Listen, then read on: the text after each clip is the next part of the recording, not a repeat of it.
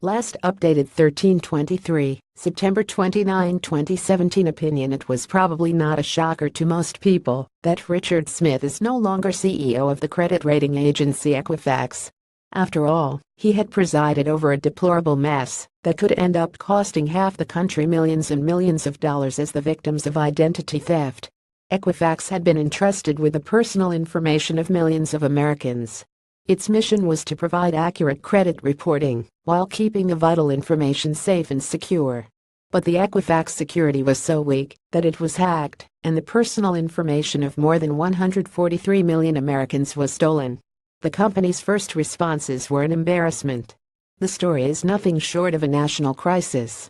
In fact, it is more important than whether National Football League players stand, kneel, sit or stand on their heads during the playing of the national anthem. What is surprising about Smith's departure is that he was allowed to retire. He didn't quit. The board didn't fire him. Nope, he retired.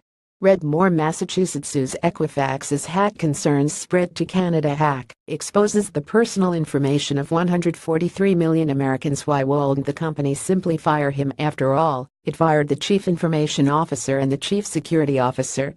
Well, during Smith's time at Equifax, the company expanded operations dramatically, and the company's stock price rose 200%, with market value jumping from US $3 billion and $4 billion to US $20 billion. He was good at the money part. The hack was apparently not a difficult one, and the hackers even taunted the company for its horrible cybersecurity. However, as CEO, Smith was also the company's chief risk officer. A top executive must weigh risk to the enterprise with each and every decision made. It goes with the territory. And, judging from the emerging details of this scandal, Smith may not have been very good at that part of the job. The hack was apparently not a difficult one, and the hackers even taunted the company for its horrible cybersecurity.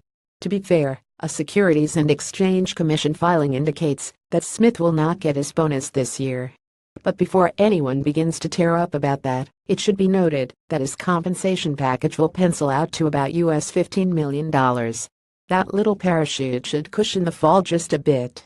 At least Smith had the good sense to wait until the hack became public before announcing his retirement. Several other top executives took their retirement packages before the public knew about the hack. Does that slimy bit of corporate intrigue remind anyone of anything like, say, Enron? By the way, those guys went to jail.